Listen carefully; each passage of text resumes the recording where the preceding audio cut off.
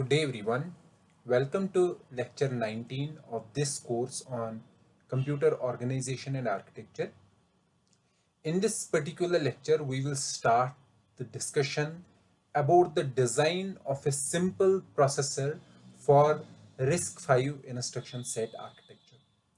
So we will discuss what are the different components involved in designing a processor and what are the different stages through which an uh, instruction has to pass in order to get executed by a processor. Okay, so we will briefly introduce the concepts related to the processor design, and in the current lecture and subsequent lectures, we will design a complete simple processor for RISC V instruction set architecture. Okay, and in our previous lectures, we discussed about the complete hardware hierarchy that is followed. For example, here I have shown it. This is the complete hierarchy that is to be followed. We started from the switching networks. So basically we have to design a hardware system, okay, or a processor that is able to execute our RISC V instruction set. Okay, so we started from the switching networks where we discussed about the transistors, and using the transistors we designed the logic. And in logic, we discussed about the combinational logic and sequential logic.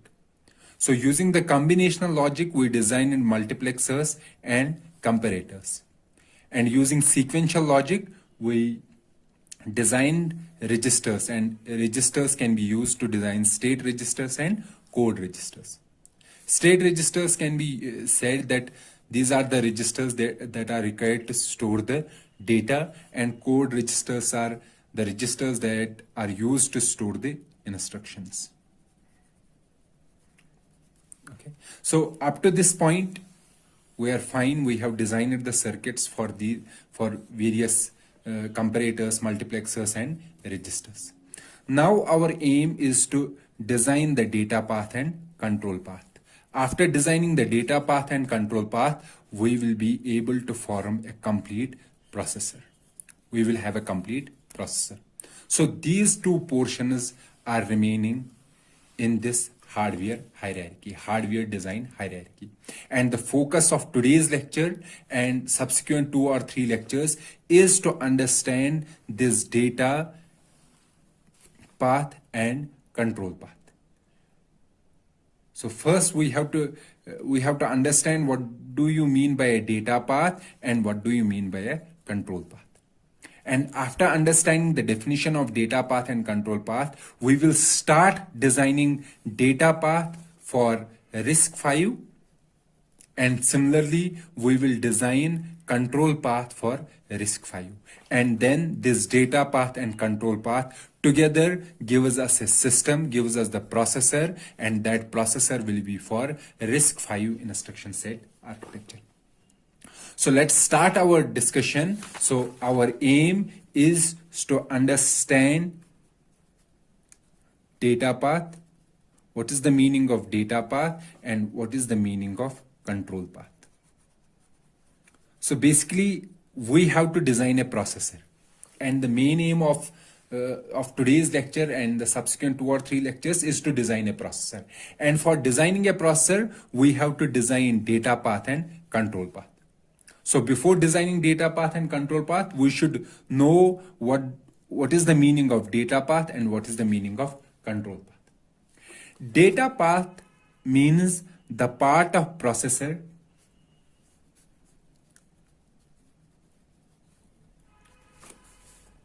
it is the part of processor that performs operations.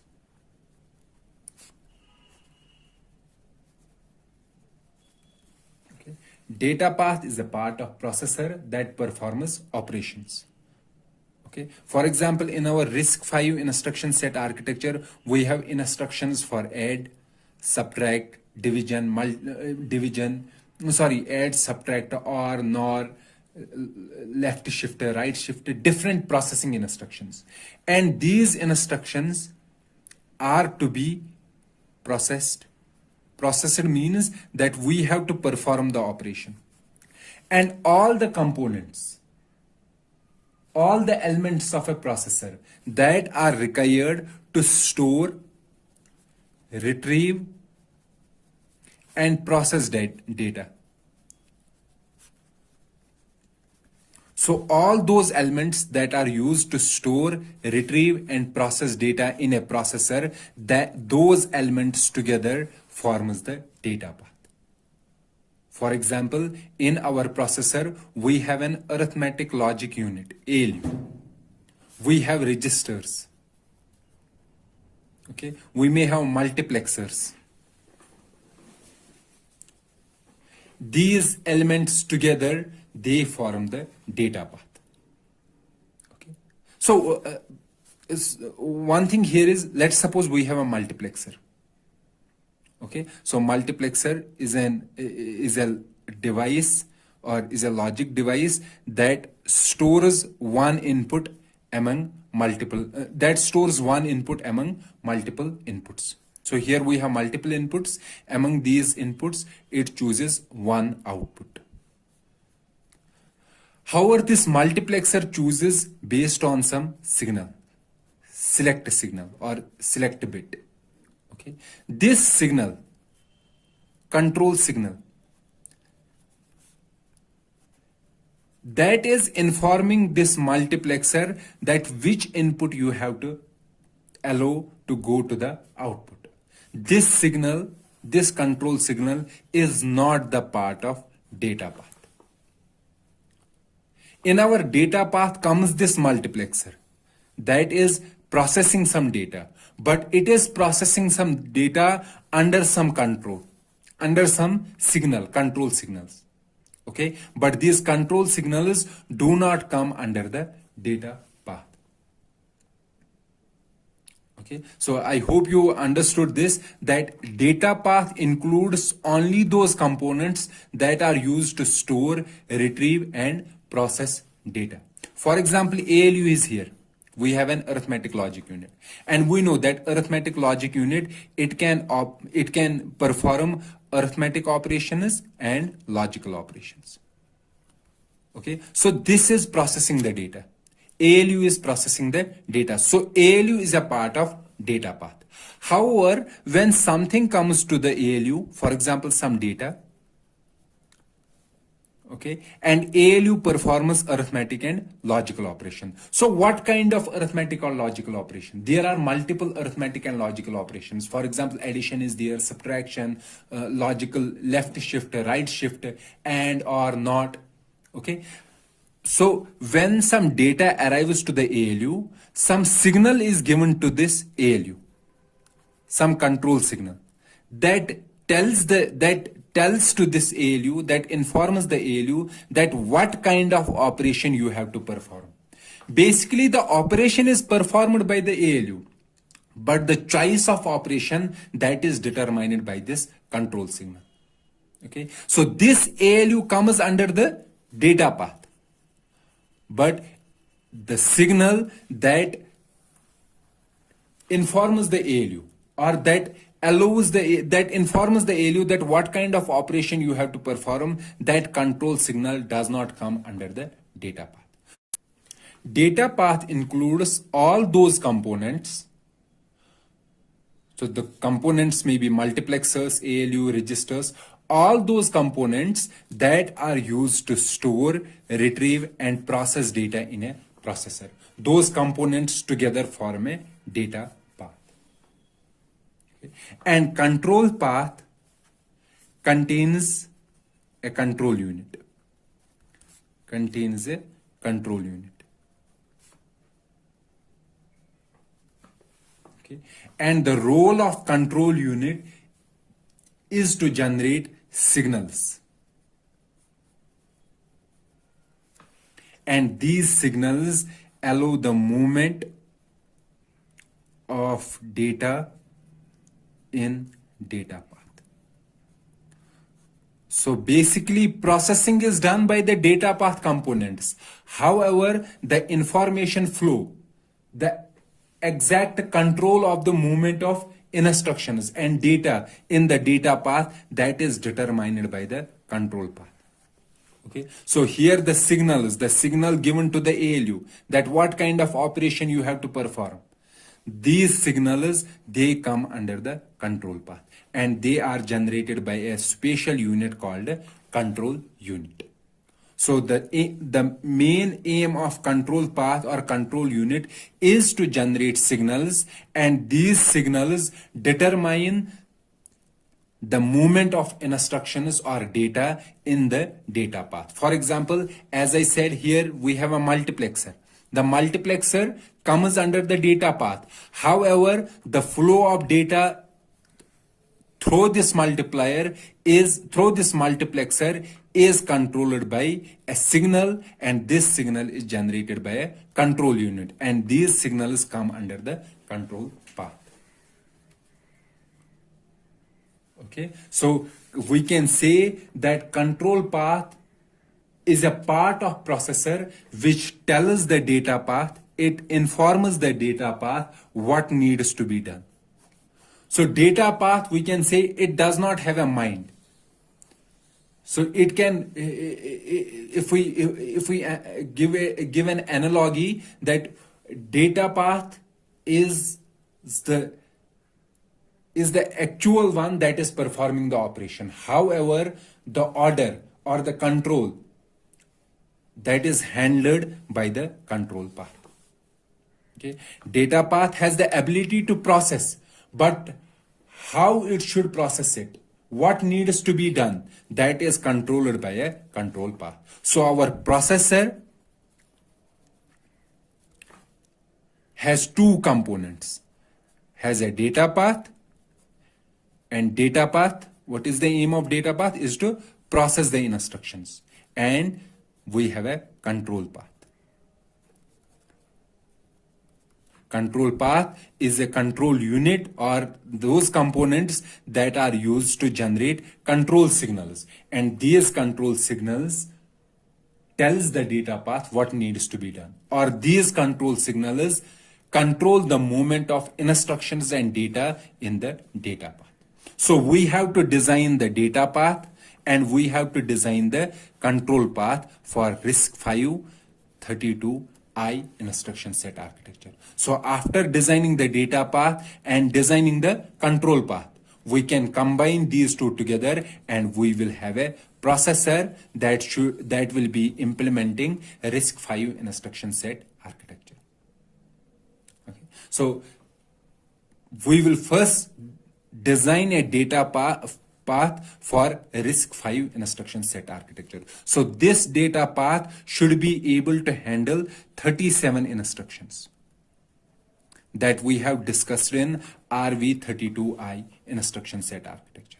So it should be able to process these 37 instructions. So we have to create a data path for processing these 37 instructions.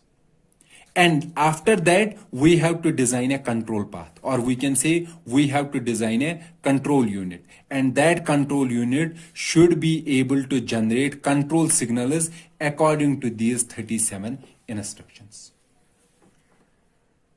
Okay. So the aim is to first design the data path and then design the control path. So after designing our data path and a control path, after completing the design of these two, we will have a complete processor, which we also call a system. So the aim of today's lecture and the subsequent lectures is to design data path and control path for RISC V instruction set architecture. Fine. So let's start designing the data path. So before designing the data path,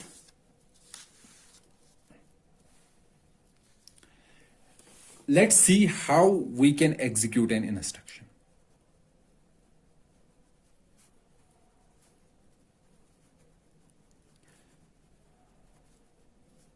So we will start from this particular point, the design of a data path. So before designing the data path, we have to understand that if we have some instruction, we have to understand if we have some instruction, how will we execute that instruction? So we know that instructions are stored in memory. Okay, instructions are there in the memory. For example, we have an instruction add x2, x3, x4. Okay, this is RISC V instruction set, the RISC V instruction, and we have to add the contents of x3 to x4 and store the result in x2. And this instruction is initially stored in memory. So let's see what our processor has to do. The first job that our processor has to do is to get this instruction from memory. Okay. So instruction has to go to the memory and get this instruction from the memory. And after getting the instruction from the memory, the processor stores the instruction in a special register called instruction register. So what is an instruction register? Instruction register is a register inside a processor in which it stores the instruction that it has gotten from the memory. So the first step of the processor is to get the instruction from memory and store the instruction in a register. And how will it get the instruction from the memory? It will get the instruction with the help of program counter. And what is the program counter? Basically, program counter is a register that stores the address of instruction that is to be executed. And after getting the instruction, it has to update the program counter. So this is the first step. Second step, it has to determine the type of instruction. It has to determine what type of instruction it is. For example, here I have given the example that it is an add instruction. It has to determine the type of instruction. Also, after determining the type of instruction, it has to get the source operands, or it has to get the data. So what is the data that is required here? The data required is x3 and x4, or the data stored in register x4 and x3 and x4. So we know that in our RISC V instruction set architecture, we have how many registers? We have 32 registers, x0 to x31. And these registers together is called a register file, reg file. So in the second step, we have to first find what type of instruction is this that we got from the memory, and then we have to gather the source operands, or we can say we have to go to the register file, reg file. We have to access the reg file to get the data. Okay. So the second step is to get the data. The third step is to, after getting the data and finding the type of instruction, we have to perform the operation. What is the operation here? Here the operation is addition. We have to perform the operation on the data, on this particular data. After performing the operation, what we have to do? So in this particular example, what we have to do? After performing the operation, we have to take the result and put the result in x2, or we can say we have to store the result. So there are two possible scenarios here. One is that we have to store the result in register. For example, here we have to store the result in the register. However, there are some other instructions. Let's say there is store word x1 comma store word x1 comma thrice x2. So for this particular instruction, we have to store the data stored in x1 into the memory. So we have to store the result either in the register or in the memory. So there are two scenarios here. Okay. And this completes our execution of an instruction. So what are the steps? Get the instruction from the memory, determine the type of instruction or get the source operands, perform the operation, and store the result. So get the instruction. This step or this operation in a data path is called fetch, instruction fetch. Okay, so the first step that we have to do in the data path, we have to design in the data path is the fetch stage. The first comes the fetch stage. Then second is determine the type of instruction and get the source operands. This stage is also called a decode stage. So we have to decode the instruction, or also operand fetch.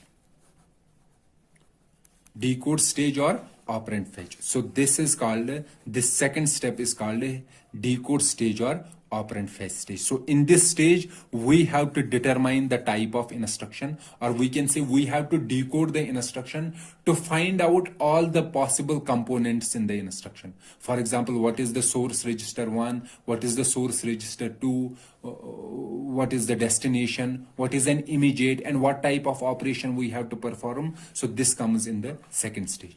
In the third stage, we have to perform the operation. And here our ALU performs the operation. And this stage is called execute stage.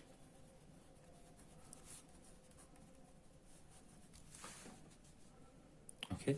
And at the fourth, as I said, there are two scenarios here.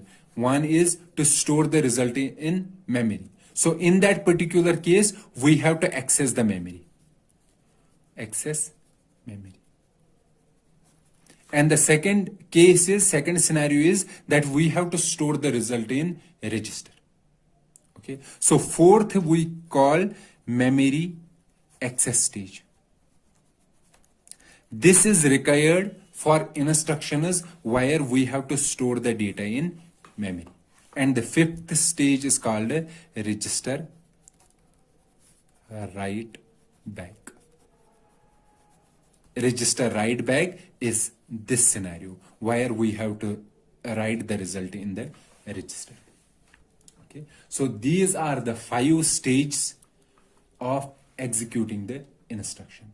Instruction fetch, operand fetch or decode, execute stage, memory access, register write. Okay, so these are the 5 basic stages that we have to design for RISC V instruction set architecture, and this forms the data path after designing these 5 stages. However, somebody can say, could we have a different number of stages? Here we have how many stages? 5 stages. Could we have different number of stages? For example, 10 stages, 13 stages? Yes. There are architectures where we have more than 5 stages.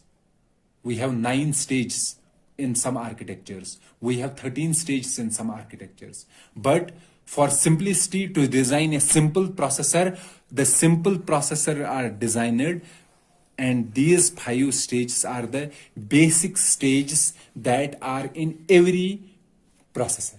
These 5 are the basic stages. Then there are some advanced stuff that we have to take in mind when designing a processor, and for those things we have to design a processor with more number of stages. And also you may have seen here that some instructions, for example, there is an instruction, this particular instruction, add x2, x3, x4. So does this instruction require memory access stage? No, this instruction does not require. Likewise, we have this store. Does this instruction require register write back? Since it is not it is not writing anything in the register, does this instruction require register write back? No, it does not require it. But still, we say that every instruction has to go through these 5 stages.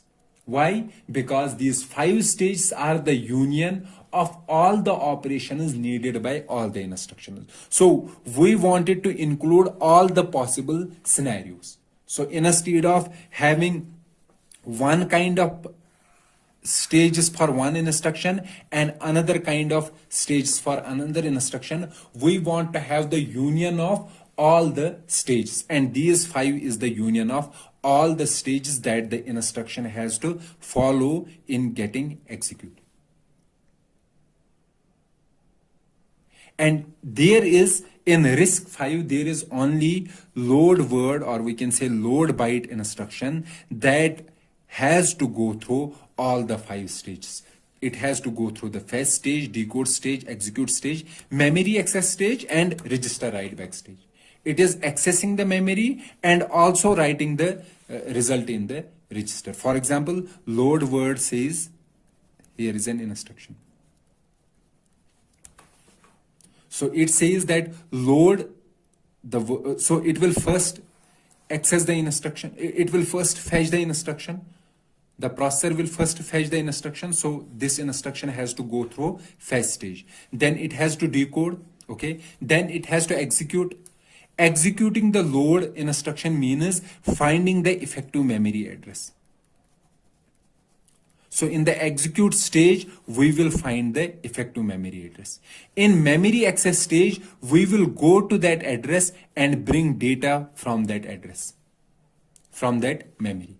And then in register write back, we will write this data into this register. So load word or load byte or load instructions are the only instructions in RISC V that has to go through all the 5 stages, and all the other instructions, they are only going through only 4 stages. However, we say that they will also go through the 5 stages, but if there is some stage where they are not doing any operation, so they will remain idle there and forward to the next stage. We said that every instruction has to go through these 5 stages in the processor, or we can say the data path of our processor includes these 5 stages: fetch stage,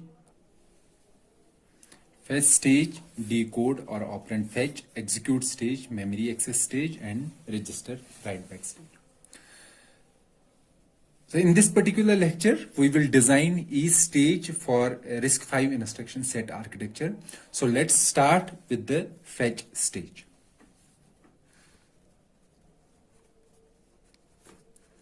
Or we also call instruction fetch. So in this particular stage, we have to fetch instruction from memory,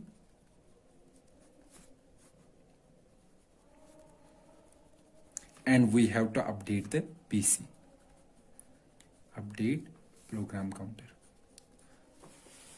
Okay. And we know what will be the update in PC. The update will be PC plus 4. So if we are executing instruction, let's suppose at address 4, the next instruction will be at 8. So the update to PC will be PC plus 4. However, if this instruction is branch instruction, if this is branch, then what will be the next PC? The next PC will be the target of that branch target of this branch. So the PC will be either PC plus 4 or branch target if the instruction is branch instruction. So let's start designing our fetch stage. So we have a register here. This register is program counter, and this program counter stores the address of an instruction that is to be executed. So this instruction goes to memory.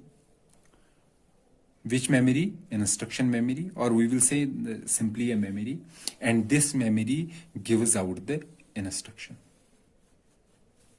and that instruction is of 32 bits.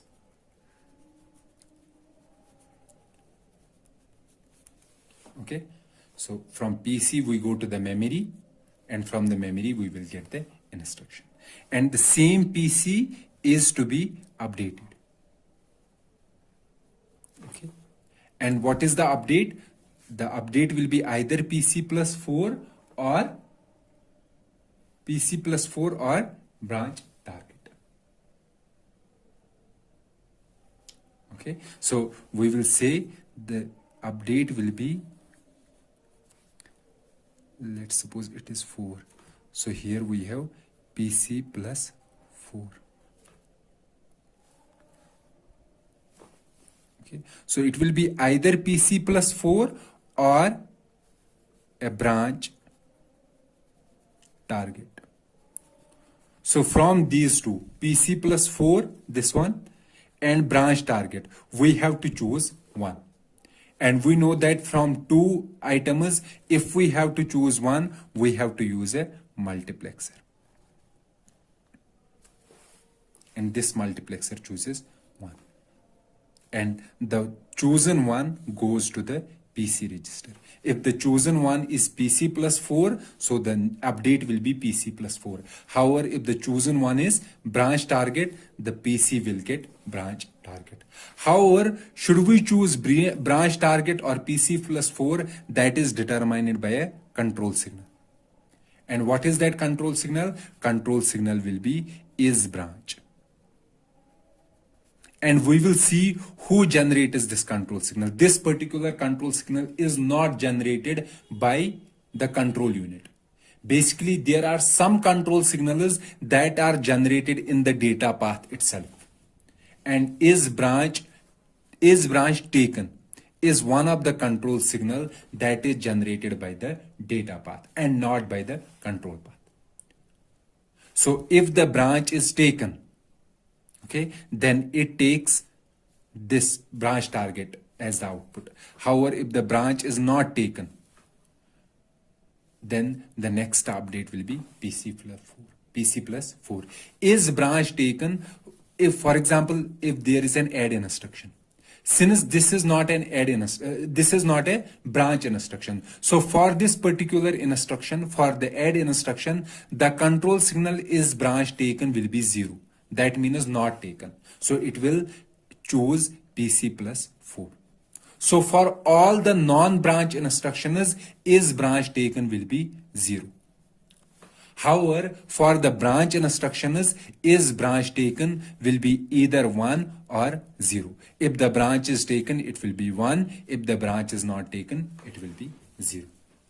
So let me make this circuit again. So we have a PC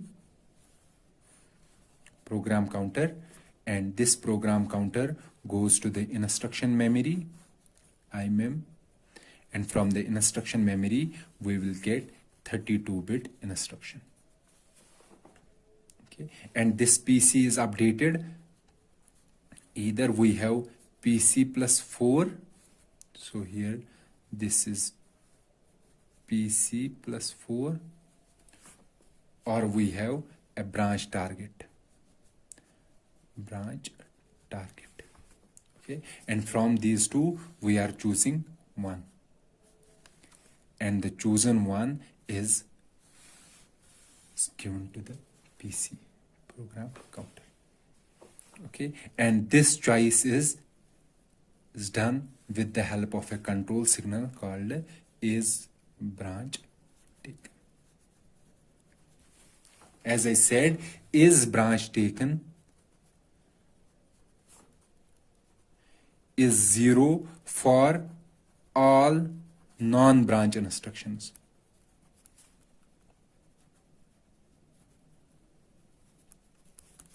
Okay. And is branch taken is 1 for unconditional branches.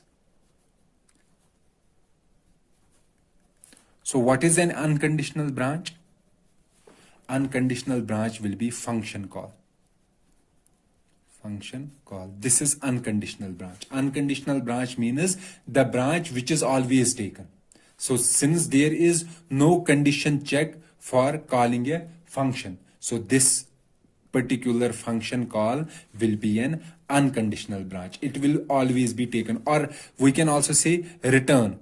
Return is also a kind of function call or a branch. We are branching from one place to another place. So for these unconditional branches. So these are unconditional branches. For these unconditional branches, is branch taken is always equal to 1. And in RISC V, the unconditional branches are JAL instruction and JALR. JAL is used to implement function call and JALR is used to implement return. So these are unconditional function calls or unconditional branches in RISC V instruction set architecture. And is branch taken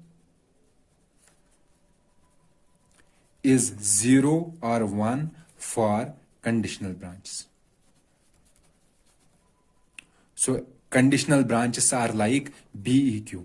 So these are checking the condition between two registers. Okay, so here these are checking the condition. These are checking if these two registers are equal. If they are equal, then the branch is taken. Then the value of is branch taken is 1. If they are not equal, then the value of is branch taken will be 0. So for such instructions, for such branches, we say is branch taken is 1 if the condition is true and is branch taken is 0 if the condition is false. Is branch taken is 0 means condition is false. Condition is false, that means we have to execute the next instruction, and next instruction will be PC plus 4. Okay, and the only thing that remains here, that from where we will get this branch target and which stage generates the is branch taken. So is branch taken is generated in execute stage. We will see this there in execute stage, that is branch taken is generated in execute stage. And branch target, this is generated in the decode stage. This branch target, or this is also called a branch PC. Branch PC. Okay. So I hope you understood the fetch stage. What is the total hardware required? The hardware required is we require an adder. To add PC and 4, we require a multiplexer. And we have to access the instruction memory to get the instruction. And what is the output? The output of fetch stage. If you see, what is the output of fetch stage? Output is the 32-bit instruction. So from fetch stage, this is our fetch stage. This fetch stage gets the PC, okay, and it gives output instruction. And that instruction is of 32 bits. So we have completed the design of fetch stage. And what is the functionality of fetch stage? Fetch stage is the functionality is to get the instruction from the memory. Okay. Then comes the second stage. The second stage, as we said, is the decode stage. Decode stage, or also called operand fetch.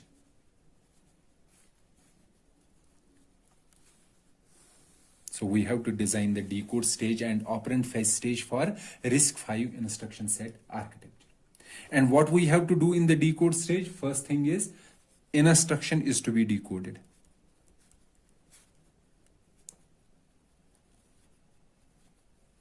What does that mean? Separate all possible components, all possible instruction components. And what are the possible instruction components? For example, we have an instruction here. It is of 32 bits. And we know that the least significant 7 bits, 0 to 6, it is always opcode. Then we have RD. Then we have func3, function 3. Then we have RS2. Then we have RS1. Then we have func7. Okay, but this is for R format instructions. For I format instructions, we have opcode, we have RD, we have func3, we have RS2. Okay, and here everything here, that is the immediate. That is for I format. Likewise, for S format, that is different. For SV format, the components are different. However, what we will do, we will find all possible components. And then, depending upon the type of R format, we will choose those components that are required. So I will show you later on in this particular lecture. So the first job in the decode stage is to separate all possible instruction components. So opcode is one component, this is another component, func3 is another component. For example, for in some instructions, this portion, this RD portion, this stores immediates first 5 bits, 0 to 4.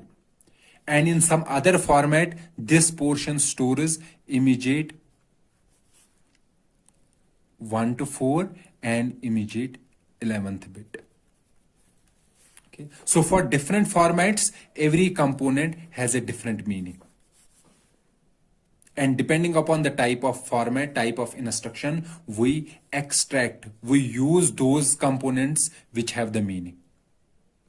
So what I mean to say here, that we will say that these 5 bits represent RD. And we will also say that these 5 bits represent immediate 40. And also these 4 bits represent these two components. Then depending upon the type of format, for example, if this is an R format instruction, then we know that these two have no meaning. So we will neglect these two and we will use RD as the component of the instruction, as the actual component. However, if the instruction is of S format, and in S format, this particular portion stores immediate 0 to 4. So these two parts will be of no use. So we will say that this particular portion stores, this is the actual part for that particular instruction. So depending upon the type of instruction, we will see which component makes sense and which is not making any sense. And we will neglect those components which are not the part of that particular instruction. So this is the first job in the decode stage. Instruction is to be decoded. The second, after finding the different components, we have to find the value of source operands. For example, if in our instruction we have two registers, x2 and x3. So we have to get x2 and x3. So this is register second, this is register third. Then we have to go to the reg file, register file. Go to register second, find the value there. Go to register third, find the value there. So the value here, let's say it is operand 1 and the value here it is operand 2. So the input is the register and the output is the value contained in that register, op1 and op2. So this is the second job that is to be completed in the decode stage. The third part is to calculate immediate and branch target.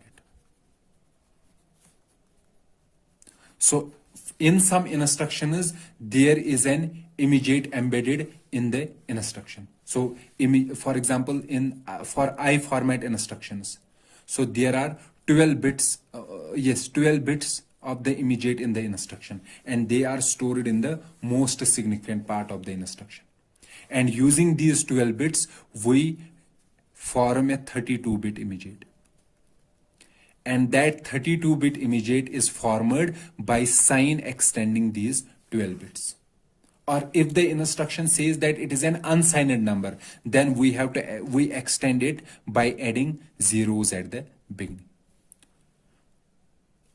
Please go through the RISC V instruction set architecture again to brush up your ideas so that we can easily understand these different stages in the processor pipeline. So the third function that we have to perform in the decode stage is to calculate immediate and branch target. We know that branch target will be equal to PC plus offset. Okay. And offset is basically our immediate. So after calculating the immediate, we will calculate the branch target. Branch target will be PC plus offset. So these are the functionalities in the decode stage that we have to perform.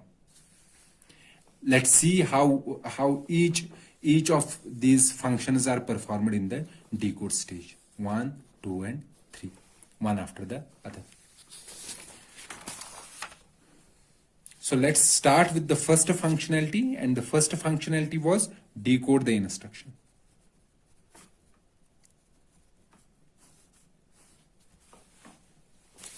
And decoding the instruction is like this. For example, this is our decode.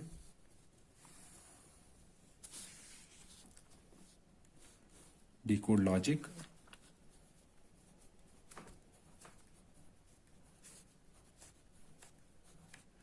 And it takes input, program counter, and the instruction. Instruction is of 32 bits. So it is instruction 31, 0 to 31. 0 is the least significant bit and 31 is the most significant bit. And this instruction comes from which stage? Fetch stage. So from the fetch stage, we took the instruction and give as input to the decode stage. Now decode stage, this decode logic divides these instructions, finds out the different components in the instruction. For example, the first 7 bits, instruction 0 to 6, this is called opcode. Okay, and instruction 7 to 11, this is the destination register. Instruction 12 to 14. So the bits from 12 to 14, 12, 13 and 14, 3 bits that determine function 3. Instruction 15 to 19, that is RS1. Instruction 20 to 24, that is RS2. Okay, instruction 25 to 31, that is func 7. Okay, in case of, for example, in case of immediate instructions, I format instructions, instruction 20 to 31, that is immediate 0 to 12 bits, 0 to 11. Sorry. Okay. Likewise, in case of SB and S instructions, this instruction 7 to 11, this is basically immediate 0 to 4.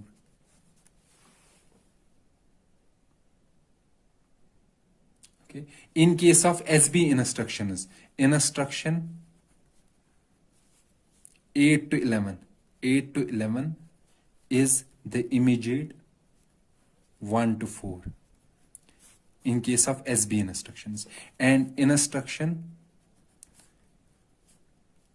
7, the 7th bit of the instruction is the immediate's 11th bit in case of SB format instruction. Okay, and in case of SB format, instruction is 31st bit, 31 bit, that is 32nd bit. That instruction is immediate's 12th bit.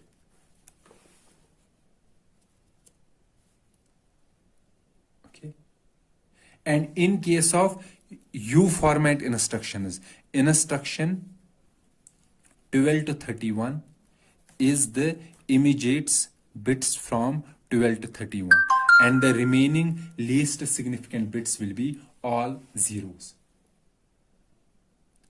Likewise, in case of UJ format instruction is instruction 20, the 20th bit of the instruction. It is the 11th bit of the immediate. And for same UJ instructions, UJ format instruction is instruction 12 to 21 to 30 forms the immediates 1 to 10 bits. Instructions 12 to 19 forms the immediates 12 to 19 bits. Instructions 31st bit is the immediates 20th bit. And in case of rotate instructions, left logical or right logical rotate instruction is instruction 20 to 24 determine the rotate.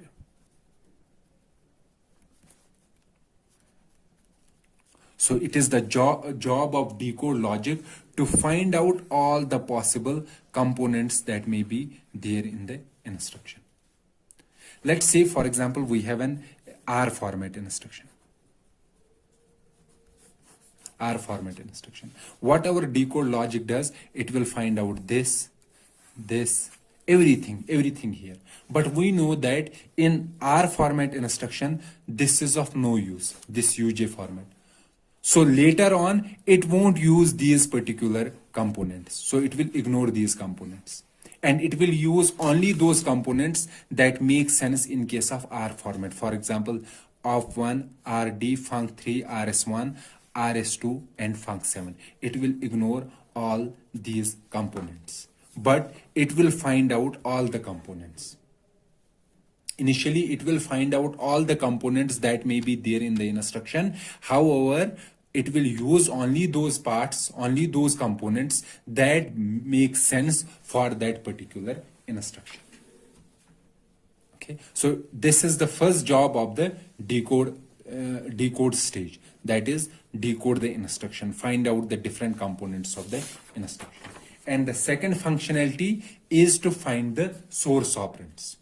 Okay, source operands means it has to read the register file. Read register file. Okay, so from the decode stage, it will get RS1 and RS2. We know that RS1 is instruction 15 to 19 and RS2 is instruction 20 to 24. So it will get the address of these two instructions, of these two registers, and using the address of these two registers, it will read the register file. Reg file. So basically it will receive the address. So here we are making that these are address ports. Okay, so there are two address ports here or two read ports here. So it is reading the value of RS1 and RS2 in the register file. And the output will be the value contained in RS1, that is OP1, and RS2, the value contained in the register RS2, that is OP2. So this is the value stored in RS1 and this is value stored in RS2. So we read the register file. In this particular stage, decode stage, we read the register file and find out the value of the registers. For example, there may be an instruction. Let's say there is an instruction where we have only RS1, no RS2. Or there may be an instruction where there is no RS1 and no RS2. For example, UJ format instruction. There is no RS1 and RS2. Then in that particular, or U format instruction. Then in that particular instruction, there won't be any register read. So it will read the values, but these values will be junk values. It won't use these values later on because these values are of no use for that particular instruction. Okay. However, we say that we will read all the possible values, but we will use only those values which make sense for that particular instruction. Okay. So in the register file read functionality, we take the two register operands that are there in the instruction, embedded in the instruction, and using these two registers we access the register file. We give the address to the register file. For example, this is register 4, this is register 7. So it will access register 4 and register 7. It will give the value contained in register 4 and value stored in register 7. So after this we will get the two operands, op1 and op2. And you can see that here this register file has two input ports and two output ports. The port itself is called a point of reading or writing. Reading or writing. Okay, and this register file has two input ports and two output ports. Okay. And op1 is the value contained in register rs1 and op2 is the value contained in register rs2. The third functionality of our decode stage is to find out the immediate value and branch target or branch PC.